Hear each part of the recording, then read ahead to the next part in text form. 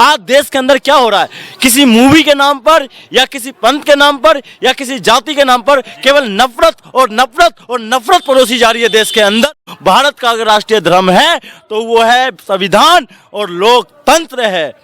शांति से देश चलेगा, भाईचारे से देश चलेगा, मोहब्बत से देश चलेगा, बंटवारे से देश नहीं चलेगा। देश में मोदी है तभी तो मुमकिन है जातिवाद सबसे ज्यादा बढ़ी, मोदी है तभी तो मुमकिन है धर्मवाद सबसे ज्यादा बढ़ी, मोदी है तभी तो मुमकिन है क्षेत्रवाद सबसे ज्यादा बढ़ी, मोदी है तभी तो मुमकिन है आर्थिक स्थिति शोचनीय स्थिति पे आ गई, मोदी है तभी मुमकिन है आज देश के किसान मजदूर शोषित वंचित वर्गों को सड़कों पे आना पड़ रहा है। तो अभी हम दिल्ली के जंतर मंतर पे और यहाँ पे कुछ लोग आए हुए हैं कि नफरत की राजनीति बंद करो, जो है प्रेम से देश चलाओ। जो है वर्तमान सरकार नफरत फैला रही है, नफरत छोड़ो संविधान बचाओ का आंदोलन कर रही है कुछ लोग यहाँ पे। और उसी पे बात करने के लिए हमारे साथ सुमित शर्मा जी हैं जो एक्टिविस्ट हैं, उसी पे बात करेंगे। उससे पहले नमस्कार, मैं आकाश कुमार।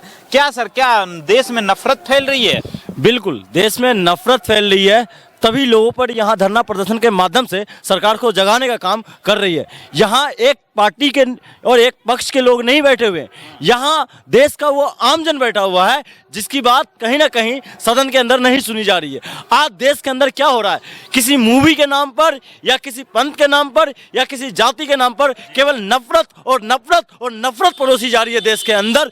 जैसे एक उत्तर प्रदेश का सीएम क्या कहता है, संविधान को नकार दिया, संविधान को मानने से नकार दिया और कहता है भारत का राष्ट्र धर्म अगर कोई है तो वो सनातन और हिंदू है। और मैं कहता हूं भारत का अगर राष्ट्रीय धर्म है तो वो है संविधान और लोकतंत्र है। लेकिन मोदी जी तो बोलते हैं सबका साथ सबका विकास। सर, बोलने से अगर सब कुछ हो जाता है तो वही मोदी शमशान और कब्रिस्तान पर जाकर चुनाव क्यों लड़ता है? वही मोदी मंदिर में जाकर किसी पंथ की बुराई क्यों करता है और कहीं और जाकर देश में जाकर अपने देश के कुछ चुनिंदे लोगों की व्याख्या तो करता है और देश के अंदर वही गौतम बुद्ध और बाबा साहेब को गाली देने का काम उनके कार्यकर्ता करते हैं। तो वो उनकी चुप्पी अभी तो उन्होंने चादर भिजवाया, ऐसा होता तो चादर तो नहीं भिजवा। मैं क्या कह रहा हूँ, बोलने को कुछ और है, करने को कुछ और करते हैं ये। अगर इतना ही और सबका साथ सबका विकास और सबका विश्वास लेकर चलने वाले नेता होते, सबका प्रधान होते, तो वो अपने कार्यकर्ताओं को हमेशा समझाने की कोशिश करते। अभी तो समझाए, जो रैली कर रहे थे उसमें तो बोले कि मुस्लिमों पे टिप्पणी मत किया करिए। सुनिए, मुस्लिमों पे टिप्पणी नहीं कीजिए, पंथ पे टिप्पणी नहीं कीजिए, लेकिन उनके अंदर रहते हुए सारे कार्य हो जाते हैं और उनको पता नहीं चलता है तो क्या समझूं मैं? एक प्रधान का काम क्या होता है? एक समझाने का कोशिश कर ही रहे हैं, समझाने का कोशिश, अगर समझ नहीं रहा तो निष्कासित क्यों नहीं करते और पार्टी से इस्तीफा क्यों नहीं दे देते हैं? अच्छा। पार्टी से अगर उस पार्टी के कार्यकर्ता लोग अगर उनकी बातों को नहीं सुनते हैं, उस पार्टी से वो निष्कासित क्यों नहीं करते अपने आप को?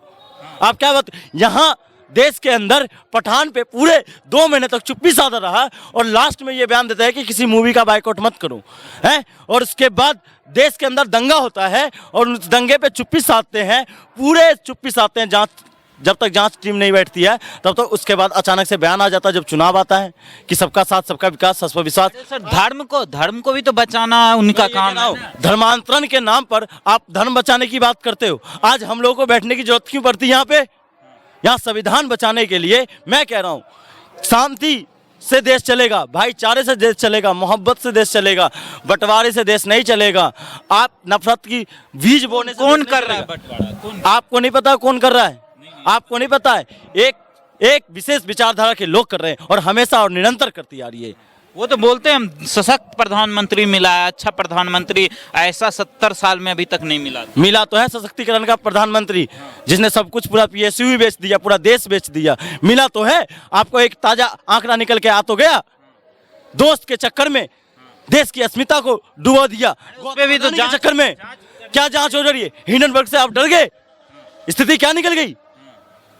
आपके कार्यकाल में इतने सारे उद्योगपति देश से बाहर निकल गए और आपको कुछ पता नहीं चलता। एक गरीब मजदूर लोन लेके बैठ जाता है तो उसके यहाँ कुर्की हो जाती है, उसके यहाँ से खाट से लेकर उसके दरवाजे से लेकर सारी चीज लेके चले जाते हो, जब्त कर लेते हो। लेकिन आपके यहाँ से नीरव चौकसी, आपके यहाँ से ललित मोदी, आपके यहाँ से विजय माल्या, आपके यहाँ से किस किस उद्योगपतियों का नाम लो, और ताजा आंकड़ा तो गौतम अडानी है। सर जांच तो चल रही है ना, ऐसा तो नहीं है सरकार ने। अगर मैं जांच के ऊपर कुछ नहीं कहूंगा, मैं कह रहा हूँ हिडनबर्ग ने अगर जो चैलेंज दिया है उस चैलेंज को एक्सेप्ट करने में क्या दिक्कत? चैलेंज था, क्या चैलेंज? चैलेंज ये था कि उनका जो गौतम अडानी का जो आंकड़ा है वो कहीं ना कहीं आंकड़ा फेक आंकड़ा है, और इससे कहीं ना कहीं अंतर्राष्ट्रीय व्यापार में दिक्कतें आएगी। तो अगर अंतर्राष्ट्रीय व्यापार में दिक्कत आएगी तो मोदी जी सामने आकर क्यों नहीं कहते हैं कि ऐसा आंकड़ा नहीं है, ये आंकड़ा सही है? अगर आंकड़ा सही होता तो अचानक से 2 दिन में, आप भी समझदार हैं,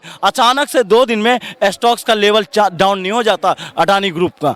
आपको पता है उसके चलते LIC में किन के पैसे लगे हुए हैं, आपको भी पता होना चाहिए। जरूरतमंद आम आदमी, जनता और आम आदमी का पैसा लगा हुआ है। SBI में किसके अकाउंट है आपको पता होगा, आम आदमी का अकाउंट खुला हुआ उसके अंदर, आपको पता होना चाहिए। लेकिन कुछ नुमाइंदे नहीं बताएंगे इस चीज को हकीकत। आपको पता है, आपको मैं बताऊं, अडानी ग्रुप ने मीडिया तक कवर कर लिया। अच्छा अकेला मोदी क्या करे, अकेला क्या क्या करे आप ही बताइए। अच्छा अकेला मोदी क्या क्या करे?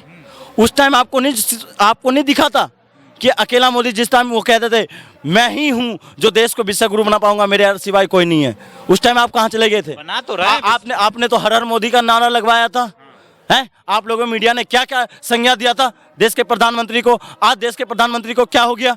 आज देश की स्थिति, आर्थिक स्थिति निरंतर कमजोर हो रही है, देश में नफरत की बीज बोई जा रही है, देश में असमानताएं बढ़ रही है, देश के अंदर पता नहीं क्या क्या हो रहा है, हर क्षेत्रवाद के नाम पर कहाँ नफरत की बीज बोई जा रही है। और बीजेपी वाले बोल तो रहे हैं मोदी है तो मुमकिन है, मोदी अगर नहीं रहता तो देश का स्थिति और बदतर रहता। क्या तो रहा हूँ, देश में मोदी है तभी तो मुमकिन है, देश में मोदी है तभी तो मुमकिन है। जातिवाद सबसे ज्यादा बढ़ी, मोदी है तभी तो मुमकिन है। धर्मवाद सबसे ज्यादा बढ़ी, मोदी है तभी तो मुमकिन है। क्षेत्रवाद सबसे ज्यादा बढ़ी, मोदी है तभी तो मुमकिन है। आर्थिक स्थिति सतदयनीय स्थिति पे आ गई, मोदी है तभी तो मुमकिन है। आज देश के किसान, मजदूर, शोषित वंचित वर्गों को सड़कों पे आना पड़ रहा है। बोल रहे उस समय पैदल घूमता था, सबको स्कूटर मिल गया, मोबाइल हो गया सबके पास, तरक्की हुआ कि नहीं हुआ? अच्छा जी, पहले कुछ भी नहीं था, मतलब पहले पैदल घूमते थे, हवाई चप्पल में घूमते थे, हवाई चप्पल में घूमते थे। आज क्या आसमान पे घूम रहे हैं? आज स्कूटर मोबाइल सबके पास। पहले भी था बॉस, आप दूसरे नजरिया से देखिए पहले, ठीक है? आप उस मोदी के नजरिया से मत देखिए, आप देश के आम आदमी के नजरिया से देखिए कि पहले क्या था और आज क्या है।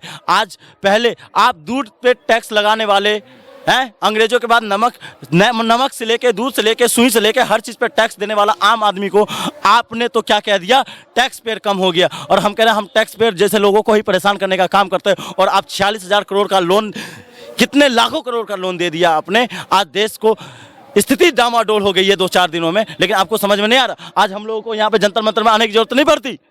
अच्छा मोदी जी क्या करे जो देश में स्थिति जो है सामान्य हो जाए सब चीज? मोदी जी को बस जो हमारी जो नफरत फैल रही है ना, बस मोदी जी से ये निवेदन है कि मोदी जी नफरत को रोको। और तो कोशिश कर ही रहे हैं, बोल ही रहे हैं अपने कार्यकर्ताओं की इस तरह का टिप्पणी मत करिए किसी जाति धर्म पे, किसी का बाइकआउट नहीं करिए, विरोध नहीं करिए, सबका साथ सबका विकास, सब तो बोल ही रहे हैं। अगर क्या करें? मैं मोदी जी अगर बोले तो मोदी जी को मैं एक ही बात करना, पार्टी से निष्कासन हो जाना चाहिए, मोदी जी को पार्टी छोड़ देना चाहिए। हर पार्टी के नेता, हर पार्टी का नेता जो बोलता है उसका कार्यकर्ता करता है, और मोदी जी बोलते हैं उसका कार्यकर्ता नहीं करता। तो मोदी जी को अपने आप पे संदेह होना चाहिए। आप कहते हैं मोदी जी को इस्तीफा दे देना चाहिए? बिल्कुल, मोदी, आप ही कह रहे हो कि मोदी जी तो कह रहे हैं कि नफरत, तो आप भी सुने होंगे। नहीं सुने तो उनके कार्यकर्ता क्या कर रहा है, मैं तो ये जानना चाह रहा हूँ उनके कार्यकर्ता की सोच क्या है। वो नफरत फैलाए जा रहे हैं। संविधान पे देश चलता है, न्यायालय पे देश विश्वास करता है, शासन पे प्रशासन पे देश विश्वास करता है, योजनाओं पे देश विश्वास करता है, सेक्रेटरी पे देश विश्वास करता है। आप इन सब चीजों को भूलकर एक बुलडोजर की बात करते हो। आप बीजेपी वाले बोलते तो हैं संविधान में भी कुछ त्रुटि है तो उसको सुधारना जरूरी है ना। मैं कह रहा हूं अगर संविधान में त्रुटि है तो अगर संविधान में त्रुटि है तो मुझे संविधान क्यों पढ़ाया जा रहा है? संविधान में त्रुटि, अगर संविधान में त्रुटि है तो आप बाबा साहब के गुणगान बाहर जाकर क्यों करते हो? अगर संविधान में, अब मोदी जी के कहने के नाम पर ही तो आपको पता है भीमराव अंबेडकर की मूर्तियां तोड़ी जा रही है और मोदी जी चुप बैठे हुए। अच्छा, इसका असर 2024 के इलेक्शन में पड़ेगा कुछ? क्या करें असर तो आपको सेमीफाइनल 9 राज्य के चुनाव उसमें दिख जाएगा आपको। और 2024 में मोदी जी और भारतीय जनता पार्टी को ऐसी पटकनी मिलेगी कि फिर से वो उठ नहीं पाएंगे। और उस अंधभक्तों की जो गुणगान कर रहे हैं मोदी मोदी मोदी, जो मोदी जी बोलते मोदी मोदी करते वो अनभक्त हुए। अंधभक्त इस बात पे हुई ना, आप आम आदमी की जो समस्या है उन पे बात नहीं करते हैं और उनको ही दोषी ठहरा देते हैं। जब आम आदमी सड़कों पे उतर के रोजगार मांगने की बात करता है तो आप उसके कहते हो कि योग्य हो कि नहीं। जब आम आदमी कहता है मेरी आर्थिक स्थिति को मजबूत कर दो तो आप कहते हैं कि खुद पहले मजबूत हो जा। अरे हमने सरकार क्यों चुना? सरकार, लोकतंत्र का मतलब क्या होता है? लोगों की ताकत बनती है सरकार, लेकिन लोगों के लिए वो कमजोर करी बन जाए ना सरकार, तो देश का नुकसान अवश्य होता है। तो दोस्तों आपने सुना सुमित जी की राय, क्या इससे आप सेटिस्फाइड हैं या नहीं है? अगर नहीं है तो क्यों नहीं है, कमेंट में जरूर बताइएगा। क्या होना चाहिए, क्या अगला कदम होना चाहिए सरकार को, किस विषयों पे काम करना चाहिए, किस विषयों पे बयान देना चाहिए, कमेंट में जरूर बताइएगा। मिलते हैं किसी और खबर के साथ, तब तक के लिए जय भारत।